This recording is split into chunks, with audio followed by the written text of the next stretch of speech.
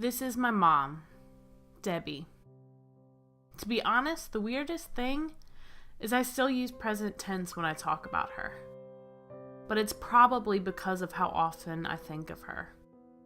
My mom was my best friend in the entire world. She took care of me in every way only a mother could. We did absolutely everything together. She brought me to every dance class and soccer practice. She was at every awards day, every recital, every Saturday morning game. We cried at movies together and also knew how to press each other's buttons like no one else. She also loved me like no one else, and that's what made getting the news so hard.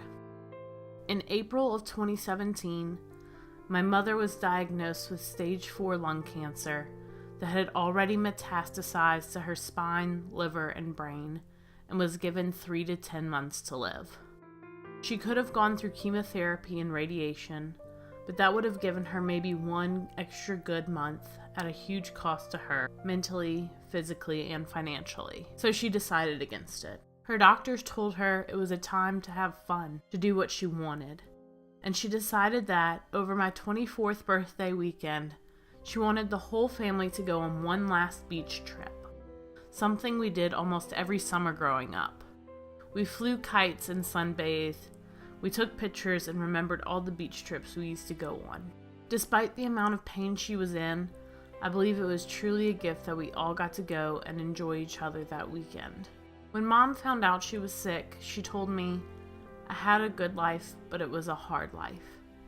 She told me she wasn't afraid of dying. She was afraid of the pain. And she was sad to leave me and my brothers behind. At the end of May, I found out that I was pregnant. My husband and I had been trying for a few months and were excited we would at least get to tell her about her first grandchild. She wanted so badly to be a grandma and would have been an incredible one. I'm glad that I was able to talk to her about being pregnant when I did. In the end, she just made it those 3 months. Unfortunately, we lost her in the middle of that July.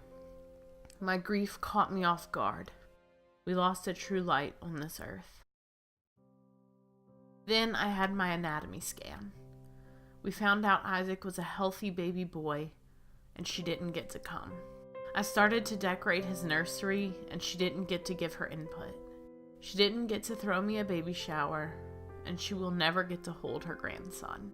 There is nothing I wouldn't give to have had her here when Isaac was born, or when he smiled for the first time, or rolled over, or babbles and laughs. She would have been the best grandmother in the world. She was the best mom.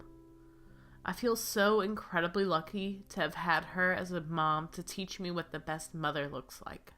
I hope I can duplicate a fraction of the best friend she was to me for Isaac and any future children we might have. I feel like I have finally found what I was meant to do in motherhood, and I wish she was here to witness what she truly did for us. Life is harder now, even when it is so happy.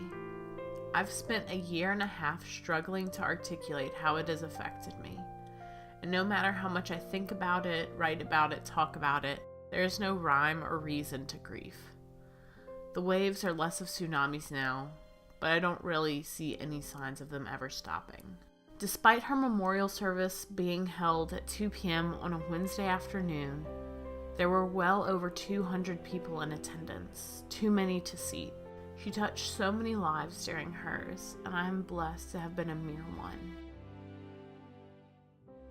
During her last few months, we learned a little bit about the American Cancer Society. They gave her a walker, a wheelchair, boatloads of Ensure, and much more. Mom said it was the one interaction after getting her diagnosis that was quick, easy, and absolutely free, no questions asked. They worked for my mom and family on a personal level, and that's why I've chosen to focus on them for my first ever Project for Awesome video. In 2018, in the US, there will be an estimated 1,735,350 new cancer cases and 609,640 cancer deaths. That's nearly 5,000 new cases and more than 1,500 deaths each day. The American Cancer Society asks and answers, what does it take to outsmart cancer? research. And to research, there must be funds donated. They have invested more than $4.6 billion in cancer research since 1946 and have funded 755 grants to 180 research institutions and universities, all to find more and better treatments to uncover factors that may cause cancer and improve cancer patients' quality of life. Whether they're conducting research or funding it, the goal remains the same: to free the world from the pain and suffering from cancer. No single non-governmental, not-for-profit organization in the U.S. has invested more to find the causes and cures of cancer than the American Cancer Society.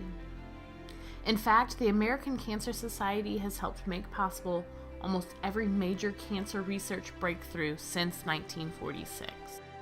The mission of the American Cancer Society is to save lives, celebrate lives, and lead the fight for a world without cancer. They are dedicated to using every single donor dollar wisely to fund and provide the critical programs and services that people count on every day. The American Cancer Society is a nonprofit, nonpartisan advocacy affiliate that works with lawmakers at the federal, state, and local levels to pass laws and policies that impact their mission and improve their ability to prevent, detect, and treat cancer, so fewer people lose their moms before they have to.